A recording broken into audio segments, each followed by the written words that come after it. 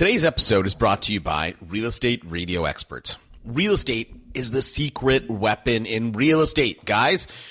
What did I just say? Radio is a secret weapon. Look, in a 60-second spot, you can reach thousands, sometimes hundreds of thousands of people. It's amazing. We're putting a guy on in the Chicago market. We found this little tiny station for Chicago. Weekly cum, 330,000. How many deals are in that? And look, these leads are super high quality. They're basically come and list me leads. That's it. Radio is not as expensive as you think. I mean, for this particular station with 330,000 weekly cum or weekly people this guy's going to reach, we're buying spots for like $120 a spot. So it is a cash machine. Put $1 in, get 3 back, get 5 back. You know, a lot of people are getting 10 back.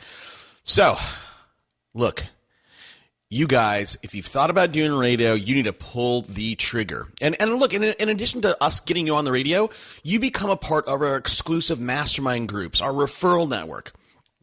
Or if you just want to level up, look, go to Real Estate Radio Experts, fill out the Getting Started page, or just send me an email. Let's do it.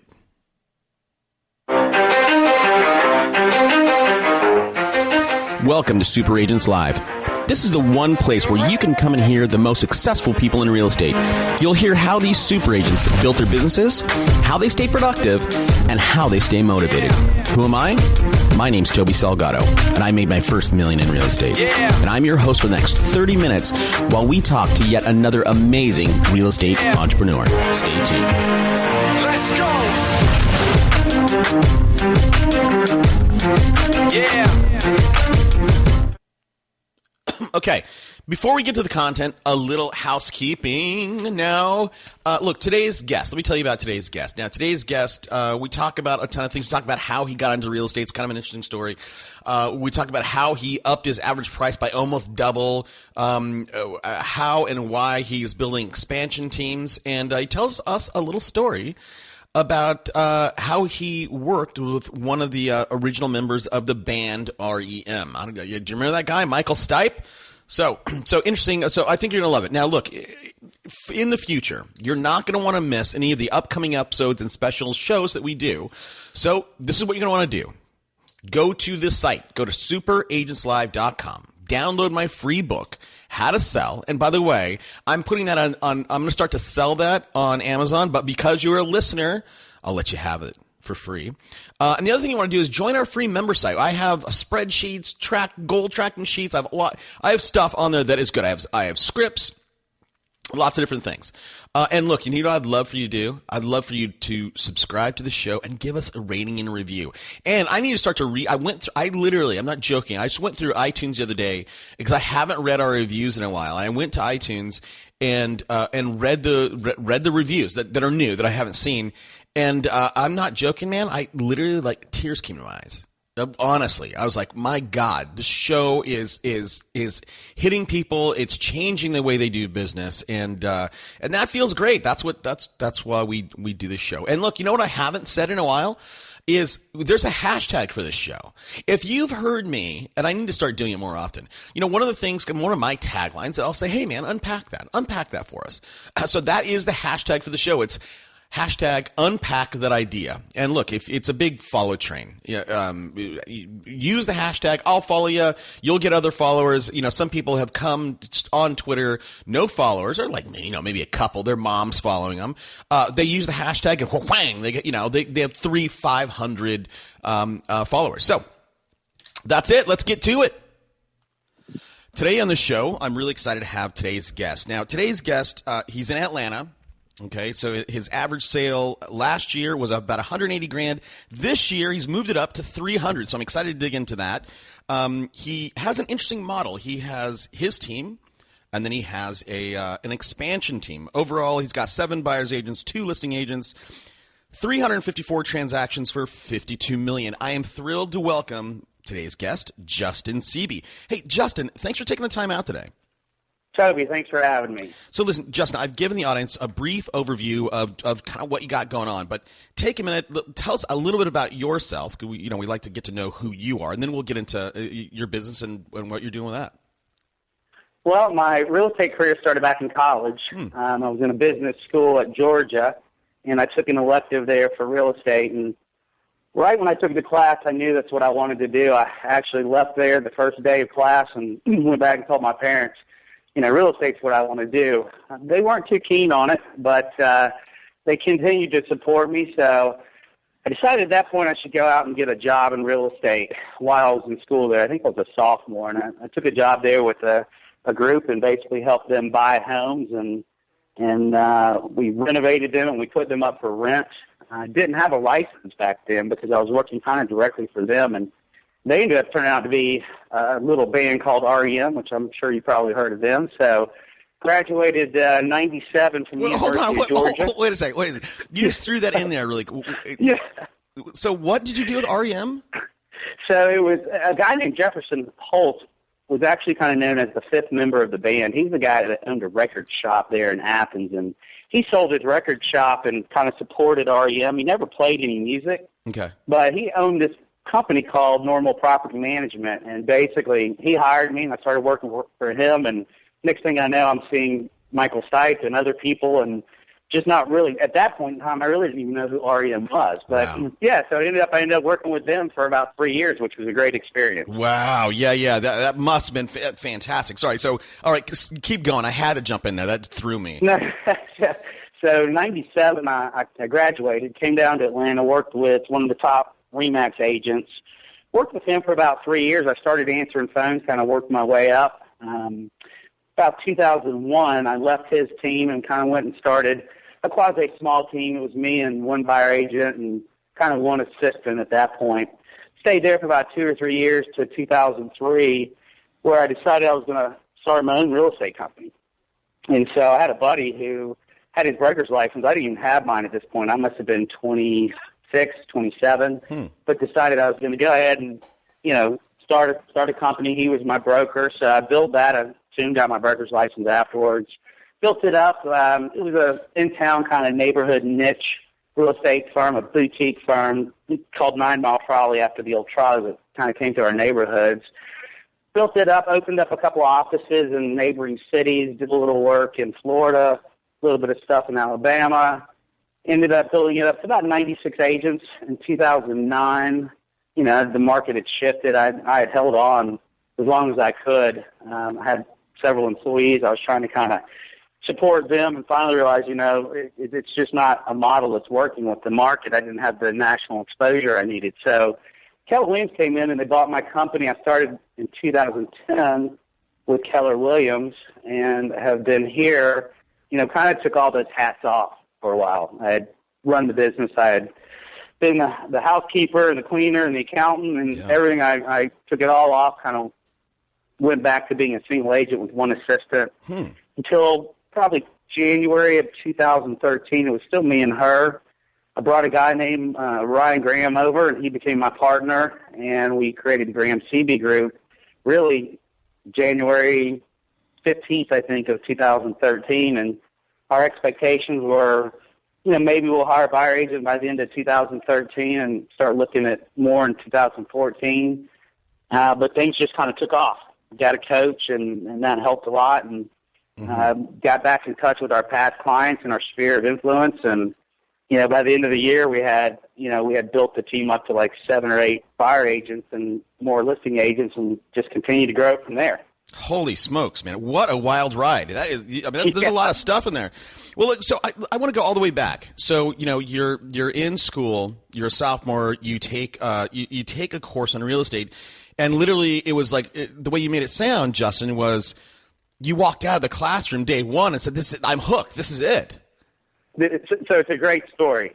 Okay. Dr. Downs was his name. It was an auditorium-type class situation where you had 300-plus seats. He showed up 15 minutes late, and we're all sitting there going, where is he? He goes to the chalkboard and writes $1 million across 3 huge chalkboards.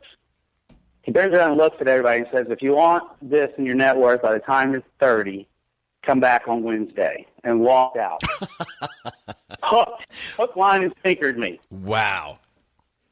So, man. yeah, right then I knew that's what I wanted to do. My parents, I have 4 brothers, and one was in law school at that time, One was the CFO for Mercedes. One was working for the UN. Oh, wow. The youngest one had been at Georgia Tech and left there to start a $10 million company. And here I am, a sophomore at Georgia, going, I'm going to be a real estate agent. And really didn't jive well with my parents at first. Yeah, I can imagine. In fact, they actually said, hey, you need to figure out how to support yourself through school. And that's when I went and got the real estate job. Got it.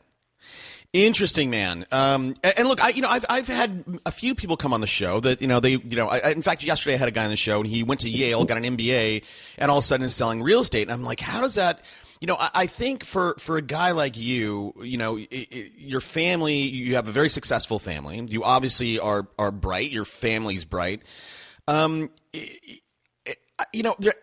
there some kind of humility piece that you had to overcome? Your brother works at the UN. Your other brother's a CFO at the Mercedes dealer. Where it paid off when I bought my first house at 22 before any of them. Got it. And my parents at that point said, you know what, you can't buy a house. And I said, I'm an adult now. I've got a job. I'm making more money than, 3 out of the 4 brothers. So, yeah, I can do this. So, no, to me it was that opportunity to get in and really be your own boss and do your own thing. And, no one could tell me where I could stop. And with 4 brothers, there's 5 of us, everything was a competition growing up. Yep. Who could eat the fastest? Who could eat the slowest? Everything was a competition. So this was a way for me to prove myself. Look, I have 2. I come from a family of 5 as well. I have 2 brothers. We are still competitive like that. Absolutely. Yeah. Okay. It's good to know that we're not like super dysfunctional and that it maybe is just normal. So just a bunch of drivers. Yeah. Okay, so you graduate in 97, you go to this top RE/MAX company. Now, you said you kind of just started there. You kind of floated over what you did there, in terms of you learning the business. So the reality is this, UGA had a good real estate school. We're top 5 in the nation, and I think at that year we're top 3. And so really I was looking for a commercial job. So I came back to Atlanta, and I had several interviews set up with all the major companies. I interviewed probably 30 different companies, some of them 3 and 4 times a piece. And so during that transition period, I took a part-time job answering phones. And so as I was answering the phones for this company and watching the buyer agents walk in and out and, have control of their life and not be in a 3-piece suit all the time, have emotional connections with their clients, it attracted me to that. And then one day I figured out how much they made, and I was like, man, there's an opportunity here that I can do and be more comfortable, and I don't have to be commercial. And so that's really the transition kind of started then. And so basically I answered phones for 9 months and then, became a buyer agent for that team and, got to work in what we called the hot seat. The team leader there, his name was Zach, and I sat in the seat behind him, and basically if he tried to get out and I tried to get out at the same time, our seats would hit. So I got to sit right behind him and listen to him for a year, and then after that I got on as a buyer's agent and just started selling real estate. Now, as a buyer's agent, at least today, and I don't know about back then in 97, 98, but at least today, the way that these teams are built is, most buyer's agents, they join a team and, maybe they have a, Commissions Inc. or Boomtown or whatever, and those buyer's agents are fed leads. Was it like that for you, or what was that role like for you back then? So if you remember in 97, 98, 99, man, the market was booming. Absolutely. So, if you could get a sign in the yard, you usually get hit with an offer before you can get out of the yard. And so he had a lot of listings. He was a listing-heavy type team, and so we had lots of calls that came in. So in the beginning, certainly all the leads would come from him, e-leads, call-ins. Open houses were hugely successful back then. Basically what I did every week is I had a calendar that reset every Monday. And every Monday I had to be in the office at 8 o'clock until 6 o'clock every day until I got an offer or a property under contract. And then I would give myself the ability to act like kind of the typical real estate agent and take time off or relax a little. Now, I never did because my drive was so big. But being there, showing up for work, doing the open houses were all things that benefited and created the success that I had with his team. The real worry was when I left his team. That's when it was really scary. Yeah, well, I want to talk about that, and when here's I want to explore this a little bit with you, especially a guy that's had a career. You've built him, you sold him, you built him, you sold. When it comes to being successful in real estate, most agents, this may be market dependent, but most agents focus on, oh man, it's leads, leads, leads, because if you're in a market like today or back then where you put a side in the yard, you're going to get an offer, they don't worry about conversions. Conversions happen on their own. And I guess the point I'm trying to make, Justin, I'd love to hear your thoughts, is there's only two pieces that you can work at to better your business, right? It's getting more leads or increasing conversion. Yes. What did you do at that time when you didn't need to worry about conversions? It was just more, it's just about leads. What did you do? You can either talk about then or, when at that point where you broke out on your own and it was frightening for you. Well, so in the beginning, it was just showing up to work every day. Just Right. being there from 8 to 6. You put a 10-hour day in real estate when the market's booming, and that didn't mean I wasn't showing property at night. I'm talking about being in the office, being there to collect leads. So, yeah, it's a bit of a numbers game, but the person who shows up in this business usually is very successful. They don't have to be good. They just got to show up to be successful. And so I think the transition from that company into going out on my own in 2001 was the scariest thing in the world because, the leads were gone at that point. And so it became one of those things where you had to figure out how to do it on your own. And I didn't know what I was doing at that point in time, but I was doing lead generation, not knowing it. As soon as I left that team, I started emailing everybody. And I created one email and I sent it out and I don't even remember what it said, but something along the lines of, hey, I'm going to send you this email every Tuesday. And you're a friend of mine or a family member. Just delete it. Don't yell at me, but just remember me in real estate. I'm starting out on my own. I'm nervous. I need your support. And I send it out every Tuesday to probably about 400 or 500 people. And about the third or fourth Tuesday, I just had to quit sending it out. I was so busy with leads that were pouring in, and people, the third or fourth email I'd send out, someone would get, oh yeah, so and so just said they were thinking about buying a house yesterday, and I got the email today. And I'm like, well, what about the other 3 or 4 emails you got? You got to be front of mind to everybody. So lead generation was really what I was doing to some extent, not what I should have been doing, or as consistent, but that's really what kind of bridged the gap to help me go out on my own. Interesting. Now, when you said it was, the scariest thing ever, I mean, a lot of people find themselves in that spot, right? They maybe they have a job. I mean, I see this all the time. They have a job. They're selling real estate on the side. They would love to do it full time, but they just have this fear. What was that fear like for you, and how did you overcome it? Well, I was very nervous because basically, I was the breadwinner of the family at that point in time, and was with my wife at that point in time, and knew that I was kind of taking on something on my own. And so the fear drives you. It'll make you work harder. I mean, it make you not sleep at night, but it'll also make you work harder and make sure that you follow up with every lead and make sure that you follow through on everything you're doing. So at that point in time in my life, I was young. I was probably 24, 25. So, risk at that point in time in life was not terribly difficult. I mean, we do a lot of silly things when we're young, but it was definitely a driving factor to make sure that I, paid attention to my business and, started to run it like a business. I never figured that out until I was about 33, but I started to run it like a business probably at 25. And so what does that mean? Maybe unpack that for the audience a bit. So, I think what people forget in this business is that we're all independent contractors, but we're all really our own boss. And what we do is we run a business. I mean, if you think about a neighborhood gas station that does $1 million worth of, GCI or a year or just sales a year, I mean, that's a successful gas station. And you think of the average real estate agent, selling $2 to $3 million a year. I mean, that's a business. Yeah. And, when I was young and the market was good and the money would just come in, I didn't really have to budget. I really didn't have to plan.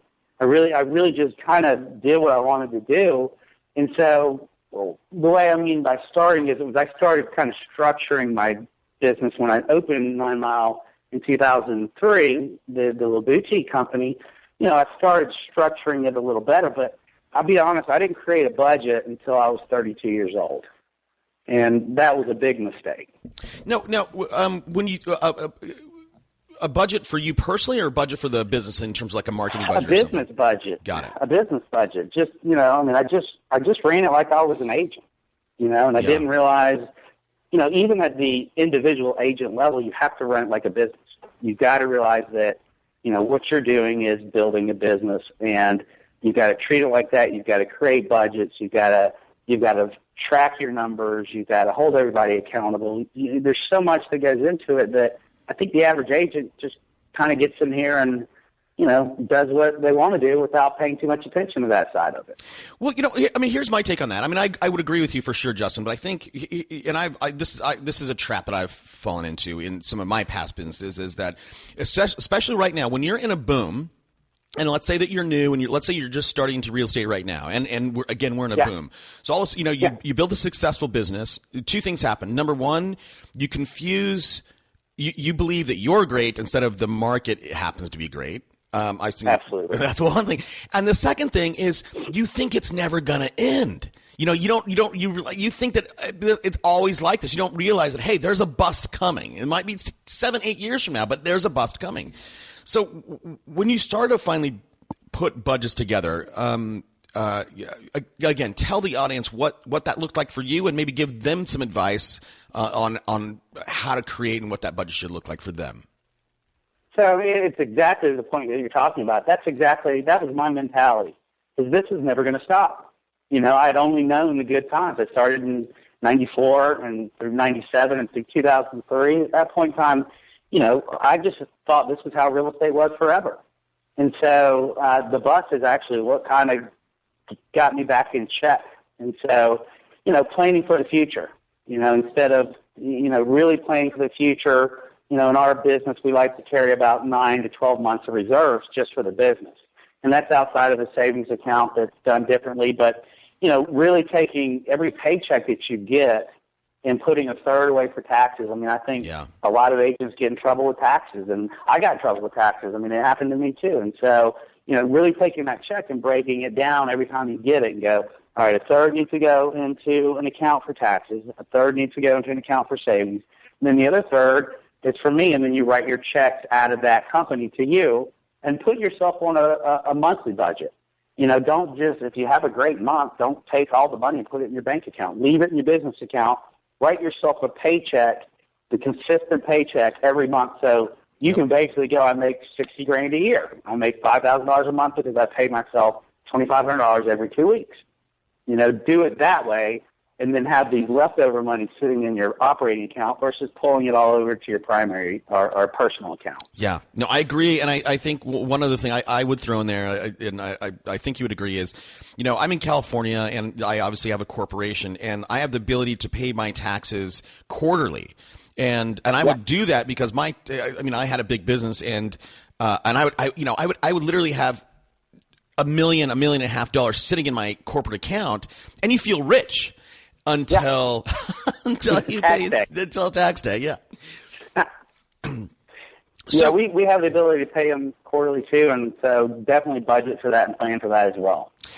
And again, so going back to that budget, you need to have a marketing budget. You should have give us some of the bucket list items that were in your budget. So we had coaching. Okay. Obviously, we had our sticks and mortar. The building, the structure, utilities. We had salaries for the employees. We did we had volunteering, our donations and stuff annually that we had a goal that we like to try to hit annually for that. It really comes down to going through your bank statement monthly and looking at every charge and figuring out office supplies, advertising, marketing, what your average is, and really sticking with the number and going with that. So let me ask you about two line items, and want to get a sense for the percentage or the amount that people should allocate. And there are two super important ones. And one is the first one you said, right? Coaching. And I would call coaching personal development, right? And along with in personal development, along with coaching, you have, conferences and courses or whatever. And then your marketing budget. So what kind of a percentage of either your GCI or your net should people to vote to personal development, for example? Well, I've never looked at it from a percentage of GCI, but what I've always done is say, if you go with a math coach or something like that, you're going to probably spend right around $1,000 a month for that. So that's $12,000 a year. Yep. And then, different companies have different events. Keller Williams has Mega Camp in Austin and has Family Reunion, which kind of hops around the United States. Both of those events, I allocated about $3,000 a piece to, for hotel and stay for that and going there. The key point is a coach is going to bring in a lot more than they cost, and you need a coach to keep your structure in place. You need a coach to help you with systems. And most importantly, you need a coach to help keep you accountable. Again, going back to us being our own bosses and running it like a business, if you don't have someone pushing you to be knowledge-based, learning more, and holding you accountable, then you're missing out on a huge opportunity financially. Yeah, no. I mean, I 100% agree with that. And I often say on this show that if you look at a typical brokerage, there are three groups: the top 20% that are killing it, the middle 60 who are holding their own, and the bottom 20 who are literally just taking up space. And the difference between the top and the bottom is the top has a coach, 90% of them, and the bottom doesn't. When somebody gets a coach, somebody like you, right? You clearly are driven. You clearly know how to build a business and how this business works, and you know how to sell and all that stuff. I mean, what do you personally get out of coaches? Is it mostly that accountability piece?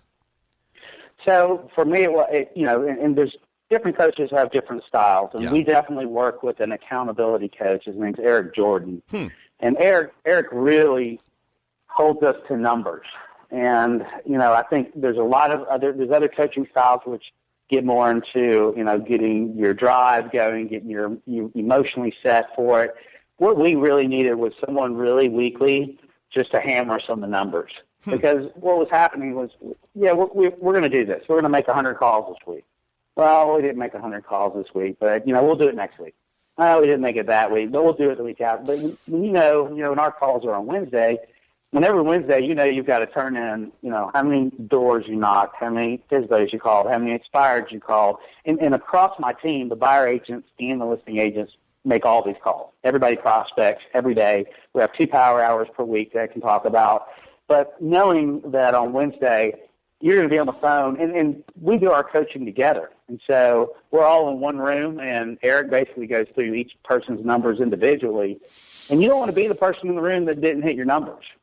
Yeah. So for us, it was really a numbers tracking accountability aspect that really got us going. What about? I mean, I've had a lot of those. Most of the big coaches have come on this show and talked about what they do and how they're different from everybody else. But Tom Ferry is famous. I mean, I've heard the story a million times from people that have worked with Tom. He'll say, "Hey, how much do you want to make this year?" And people write it down. Right? He'll sometimes do this in a group of people, and his tagline is, "Hey, add a zero to that." Right? I mean, that's what he does. So, I mean, should coaching is a primary or important component of coaching making you think bigger, right? If you're doing 100 calls, you know what, Justin, maybe you can do 120. Absolutely. No, and so, I mean, what we do is we have, and we're about to do this, I think, December 17th, where we get together with our team and we set goals together. And we set, a lofty goal for overall GCI and overall production, and then we go through each person individually and we set their goals, and we really push. And when you get people in a room together with, a lot of high I's and high D's in a room, and somebody's pushing the numbers, other people want to beat them. They don't, they're all competitive. And so, we really, we do that. The coach is able to, then kind of come in behind that in the next meeting and go through the numbers with us. And sometimes he does make adjustments and helps push us, but having a coach who doesn't push you would not, the coach has to grow with you. And we've been very fortunate with our coach that as we've grown, he's been able to grow with us. And what I mean is probably his knowledge base in the beginning he always had the knowledge base, but basically as we got to certain plateaus, he took us to the next level. Every time we got comfortable, he made us uncomfortable. And it's like, I can remember in all the meetings, every time we just got something done, we're all kind of like breathing out, man, relaxing, and all of a sudden here comes something new. Yeah. And we all go, oh, good Lord, how are we going to do that? So, yeah, he does definitely push it. That's funny. I'll tell you, I do a little bit of coaching, and I'm trying to work my way out of it because I'm working on other things. But what I tend to do, and this is a thing that I'm not intentionally doing it, but I do that same thing to people. And after 2 or 3 months, I've had people go, dude, I'm stressed out. Like, you're stressing me out. And their business is getting better, but they're like, oh, I can't, anyhow, I think that's a bad trait in me. But all right, so let's move on. That's great about coaching. What about marketing? I want to know, I want to dig into, there's 2 things before we wrap up here. I want to dig into your thoughts on marketing, what's working for you. And then I want to dig into that, how you built that company to 96 people and then you selling it. Okay. So in terms of 2014, what kind of, again, lead generation is extremely important. What are you doing? I know you're doing 2 hours of prospecting, or your team is. What else are you doing in terms of marketing? So, and prospecting is a big part of it. So we do 2 what we call power hours per week, where the team has to come together. We do it on Wednesday at 3:30 and Thursday at 3:30. And so we all sit in a conference room and our big training room, and we just call together. But on a daily basis, our agents have to kind of report to the office at 8:30 in the morning. And basically, they're here at 8:30, and we've got some great training or some great lead sources, and I'll talk about those in a second, that we're able to give them leads and track them, a great CRM. And so, on a daily basis, they're really doing a combination of lead follow-up and lead prospecting. And so, if you look at it that way, we've probably got 14 hours a week into that, and then another, couple hours, if you add them all together, we probably prospect about 26 hours a week, just pushing to get more. So that's big for us. As far as a marketing standpoint. Well, hold on, real quick. Before we jump off onto that. Sure. Why 3:30, Justin? Why? What is it? So Wednesday, statistically, and I don't know where I got these numbers from, but statistically, the best Wednesdays from 4 to 6 and Thursday from 4 to 6 are the best times to get people to answer the phone. Interesting. And I think that came from a Forbes report, and I'm happy to email that to you. There's a Forbes report that came out that talked about e-leads and how 71% of them were never even responded to, and even the ones that were responded to only got an average of 1.3 calls. So in that report somewhere, it talked about the best times to call, and that's the reason we do it. Interesting. That's great information, man. Okay, so and then so you do a lot of outbounds. Now, when you do those outbounds, I know some of this is lead follow up, but who are you? Who exactly are you calling? I know I'm sure sphere of influence, past clients, lead follow up, but are you? Who? How do you get these numbers, names and numbers? So in 2013, about 68% of our business was PCSOI, which is past clients and sphere of influence. And so we made a hard push to make sure that, we basically call them. We send a video email out to them once a month. We send them a normal email once a month. We call them 4 times a year, and we send them a postcard once a month. And so that's how we're kind of touching those people. Now, the other people, what I consider non-Mets, people we don't know, are e-leads that come in. We've got a real estate webmasters website that generates a lot of leads. That's helped out with some pay-per-click and some SEO. And, we are big into, Trulia and Zillow they're in our backyard, and I know, not every agent loves them, and I know Gary's opinion and where we are with them is they're in our backyard, so we've got to pay attention to them. So, but with them, we do, we spend a lot of time getting reviews. The average person nowadays is spending a ton of time reading reviews. And so as we've just organically, if you I think if you go to Truly and go Atlanta, Georgia, we're number 1 or 2 or 3 that pop up, and that's huge. We're getting a ton of leads, and we did that in we did that in 30 days. We got from page, I think, 18 to page 1, and on Zillow we went from page 27 to page 1. Wow. In that same time frame, and it's just by getting reviews, but that's organic, and that doesn't cost us any money. But it still puts us in front of the people that they're out there searching. And so we also track our every voice pad. I don't know. It's a IV system basically where you have a sign in the yard that says dial this 1-800 number, and it captures their phone number. And so what we know with those people is that speed to lead, just getting back to them as quick as possible. So we have several systems in place that anytime a lead comes in to us that reaches out to us, we're back in touch with them within 60 seconds. Wow. And that's huge. I mean, and a lot of times they go, oh, my God, how do you do that? And this could be at 7 in the morning or 9 at night. I mean, we do miss some in the middle of the night, but, on average, we're hitting those quickly. So those go into our lead database, and then the website itself, just generating leads, is primarily. We do a little bit of radio stuff. We've got some radio ads. We support a radio station here in Atlanta where we go on Saturdays and kind of just talk about the market, kind of similar to what you do. Yeah. And, that generates leads. And then, farming, we do a little bit of farming as well. As we kind of are going through this, again, remember the team you're talking about was 2 people January 1st of 2013. And so, like our farming, we're just pushing into it really hard right now. And so we've yet to see the results, but we know we will. So pretty much that's where all the leads come from, and we just put them in a central database that is really good at managing them and setting reminders. And we have a lead manager who basically goes through those leads every day, all day long, making sure the agents are, reaching out to the people and being consistent with them. Man, you have a really, really well-rounded that's really well run. I love all that. One thing I'd love you to talk about just a bit. So I think you said once a month you send out a video email. What does that look like? Oh, it's different every month. And then it's got to be fun. I think when the prince and princess got married, I sent out a video email that just talked about how many houses you could buy in our market based on the cost of that wedding. Yeah. And got a ton of response. We do a lot of video. We've got a belt line here, which is it's an old railroad track that was abandoned years ago, and they basically came in and paved it, and it connected all the little inner cities together. And it's this great community walkway and bikeway. And I got on my bike one day and videoed it, and just like sent it to my editors, and they kind of cut it up and sped it up and put stuff in it, and that got a ton of response.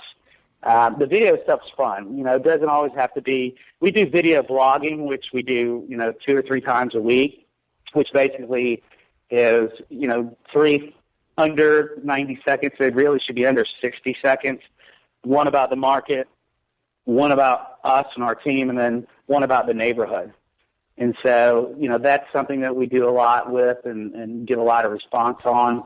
The video that goes out around the 7th of the month is typically less than 90 seconds, and it's just something fun about the neighborhood. If there's a event in the neighborhood, we're in Virginia Highland, and so we have Summerfest. At Summerfest this month, it was the tour of homes, and so we just talk about that and just send it to our entire database. Wow, that is really cool. And what kind of open rates are you seeing with that? So, because this is going to PCSOI, which is past clients and sphere of influence, we're seeing about a 13 to 14% open rate, which, if you look at normal email marketing, I think it's a lot less than that. Yeah. But what's weird is we don't get many unsubscribes, and we get different people, different months opening it up. And so, the first video email we sent out, we saw something crazy like in the 20%, 25% rate open. And, we're sending it to probably close to 2,800 people Interesting, man. Well, I mean, look, let me give you two ideas that I have on video. And maybe you can use it, or maybe you can't. So, you do one of those three videos. You said you do it about the neighborhood. And what I think would be really cool is if you got a couple GoPros, right? You mounted one facing you, right, recording you, and then you mounted the other one outside on your car, like, maybe curbside, so as you're driving down the neighborhood, you're commenting about the neighborhood, and you could cut, both the view of the neighborhood and then back to you, view of the neighborhood back to you. No, that's a great idea, and that's kind of what I did on that bike ride. I just took a GoPro and put it on my helmet, and so we've got a couple of neighborhood videos that are similar to what you're talking about, but that's a great point in putting a video inside and talking about it at the same time versus just having the exterior. Yeah. Because I mean, I think so. It's a little. I mean, it takes more work to cut it up. And the other thing, here's what I do, because I when I send out an email, right, I use a MailChimp or Aweber or whatever. I obviously can see the open rates, but I can see number one, who opened it, how many times they opened it, which of course you have all that data. But it takes work, and I have my VA do this every now and again. So if you look at the graph, right, day one, you're going to get the most opens. Day two, you'll get some, and then pretty much it drops off from there. So I'll send out an email if I really want people to read it. I'll let it season that 72 hours, and then I'll go through and take all the people who opened it, wash them from the list, right, take them off the list. And then the other, 82% of people that didn't open it, I resend the email out using a different, because it's all about that. It's all about that subject line, right? If you didn't get them the first time, so I'll keep washing it until I can get 70% of the people open it. And look, and you know what? You encourage people to unsubscribe from that, but that's fine, right? I mean, those people, if they can't, I'm okay with unsubscribes. Awesome, man. So real quick, let's wrap this up with tell us a quick story about. I want to know how you built that office and then you sold it to KW. What was that like? It was a bit refreshing, believe it or not. I mean, it was kind of, like I said, right in the middle of the downturn. We were kind of coming out of it, and I was working 13, 14-hour days still consistently. I had a small child at home, and it's funny because it was in December, and I started coming home early from work, and after about 2 weeks, my wife looked at me and she said, "What's going on?" And I said, "Well, I'm thinking about selling the business, but I wanted to make sure if I actually came home from work, you'd still love me." She said, "Yes, I'm really enjoying having more time with you. I didn't want to mess our relationship up." And so that's actually what was kind of the final straw in figuring out that was the best choice for me. I was just tired, I think was really what it was. Again, you got to remember, I started that business, I was probably 24, 25, 26, and I had a lot of people working for me. A lot of people were, having financial troubles. A lot of that came back on my shoulders. Yep. Help me here, help me, and I did. And, it just got, at that age, it got really stressful. And so, I kind of contemplated, moving on to something else, and I just didn't know what it was. I just needed a mental break, and it only lasted about a year. I was still doing real estate, but then, right then it just hit me again. I've got to do it again. I've got to do it right this time. Did you look, I've had some businesses like that, that gotten really big, and, it's 7 days, you know how it goes.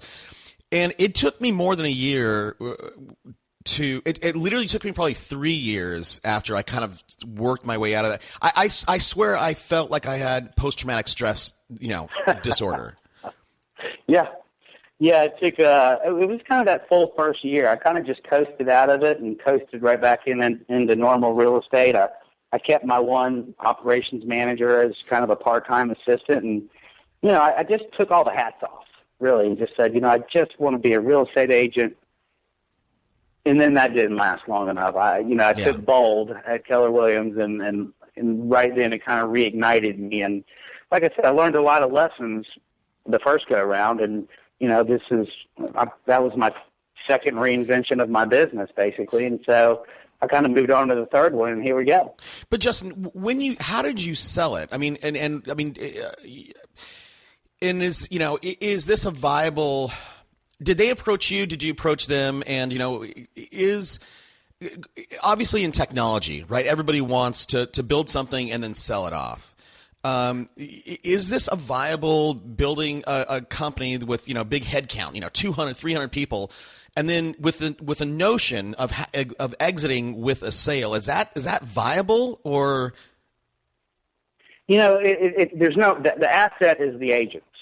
Okay. And so, the reputation is good, but really the asset is the agents. And so it's how many can you get to commit to the transition? How many of them will stay there for longer than a year? And so there's a lot of different mechanics that go into. It's not just a price payout where you buy this thing and it's yours. It's one of those things where it's what agents will go where, how long will they stay, will they be contributing agents, and so it was really a 12 to 24-month process after I kind of pushed everybody towards one place that I stopped getting I guess paid for that business, and so. Is it viable? In that point, we're still in a downturning market. So, we've come up since then, and I think building I think the database is what's the most valuable thing. And back then, I didn't have a database. It was part of one of the things I wasn't doing, running a business like a business. Wow. I didn't have a completed database that I was even touching or marketing to or anything. And so, nowadays, I think, I see a lot of agents, big agents who sell their business. Now I had my own entity, but they sell their business, and they're really selling their database. And if they have a well-maintained, managed database, then they've got an asset there, and they'll get typically a percentage of referrals over a period of time where in the first year maybe they're getting 25%, the second year they're getting 15%, and then year 3 to 5 they're getting 10% of that, and any residuals and I've heard of several top agents selling their database like that. And so, building a database is probably the best thing you can do. Yeah, I agree. I mean, email, and for everybody out there listening, email addresses are valuable. That's why you go to Lowe's and they'll say, hey, give us a good email address and get 10% off, right? Yeah. They'll pay you $50 for a working email address. Let me ask you for some advice for me personally. And this is an idea that I don't know if this is viable at all. This is an idea that I actually had last week, but I do have a relatively big audience, and most of my audience is in America, right? I'm in California. Yeah. And I have a lot of listeners in California. What if I started a super agents brokerage, right? And I got my listeners, and of course, people join a team or a company for either training, leads, or a better split. What if I could optimize something and put a bunch of agents under my umbrella in California, for example, or maybe get some kind of crazy license where it's California, Nevada, Arizona, I don't know, and get like 500 or 700 agents. Is that a crazy idea for me, or what do you think of that? Well, it depends on the agent. 700 agents. You first need performing agents. It's the quality of agent. Make sure you've got people that don't create problems. With 96 agents, I knew all of my agents personally. I pretty much hired every one of them throughout that 8-year period, and never really had a couple of people that I don't want to call them bad apples, but experienced bad times and got desperate and did things they probably shouldn't have done. And with those people, there's a lot of responsibility as a broker. The buck stops with you. So out of 700 agents, you're the one that has to defend everything and deal with everything. But if you've got a source of leads, any team that you build, looking at all the big teams in America, the Mark Spains and the Gary Ashtons and the Mitch Rybacks, and most of their business, well, not really Mark, but most of the top agent businesses like Justin Havery instead of Mark Spain, they're buyer agent heavy. 85% of their transactions are buyer agent heavy. Mark Spain's a unique guy. He does about 85% listings. But when you look at that, if you talk about some type of concept like that where you have a bunch of buyer agents where, if you have a large listening database, you probably have I imagine a lot of those people are not real estate agents. Imagine that you have general public, that you have other businesses and things like that. And so you may have a large referral source for buyer leads, for buyer agents, which, and a buyer agent they're more affordable to carry because they don't cost as much typically. Interesting. Yeah. No, man, that's great insights. I really appreciate that. I really do. It's just and there's Mark Spain is unique. There's another guy that I interviewed. I think he's in your neck of the woods who has the exact same hedge fund model as Mark, and he's trying to change it a little bit. I think he's in Atlanta, man. Okay, let's start wrapping up. I always finish off with the two same questions, and since I'm going to ask for a book recommendation, but let me set it up. But I'm going to tell you this: every KW person gives me a Gary Keller book. So one thing or MREA, right? Exactly right. Or and not some people say shift, but not too many. But so I'll say, please don't give me a Gary Keller book. They come up too much. So here's the setup. I'm an aspiring agent. I have $25. What book should I go buy today? I bought The Power of Charm by Tracy Narden. Great book, especially for agents, because typically the successful agents are high I or high D, and they don't stop to really listen to their clients. They like to talk a lot and go. So The Power of Charm is a great book, and it helps me out with my wife and our marriage, and just being able to really listen to her and pay attention to her and make eye contact and things like that. So that's a good non-KW book. That's a great book. I'm going to get it myself because I'm 99D, 99I, and I don't listen to my wife at all. I go, yeah, okay, hey, let's do this. And listen, everybody, if you find yourself with that kind of disc profile and you want to get this book, get a free copy using our link. Just go to audibletrial.com/superagentslive and get a free copy. My last question to you, Justin, is this: do you feel you have a personal habit that has contributed to your success? Showing up for work. I mean, it started when I first got out of college. I have a very hard work ethic. I grew up kind of on a farm where, we cut a tree down every Saturday to heat our house, and we cooked grew a lot of our vegetables. And so, when I get up to go to work. I'm a morning person. I like to get up. I like to get things done. I like to accomplish things. So, I think for anybody who gets a real estate license, the first thing I tell them is show up in this office 40 hours a week, but work 40 hours a week. Yeah. Don't come here to socialize. Yes. And so I think that's probably because I'm not the smartest guy in the world, but I've done some successful things, and I think it's really pushing forward, and being knowledge-based is something I've learned lately that I'd lost for about 15 years, and then kind of got rekindled through a good friend of mine, Mark Spain. He helped me rekindle that, and it's, be knowledge-based, be learning-based, have coaches. Nobody that succeeds across America at any top level doesn't read books and doesn't want to learn, doesn't have a hunger to learn more every day. Brilliant. You could not have finished this interview any better than that. Hey, Justin, listen, man, here's what I ask my audience to do is if they've gotten anything out of this episode, please reach out to you and say thank you. I'm going to be the first guy to do that. So, Justin, thank you for taking the time out and sharing all everything and you're really, really open. So I appreciate you doing that. Let people know where they can find you and reach out and say hello. And maybe somebody wants to join your team.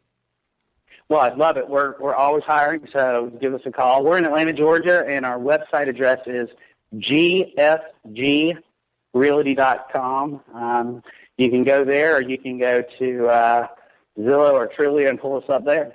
Awesome, man. And listen, for everybody out there, if you're driving, you can't write that down, all this stuff will be on the show notes. Just go to superagentslive.com and look for Justin Seeby. Justin, hey, thanks, man. Let's keep in touch. Thank you. See you, bud. Bye.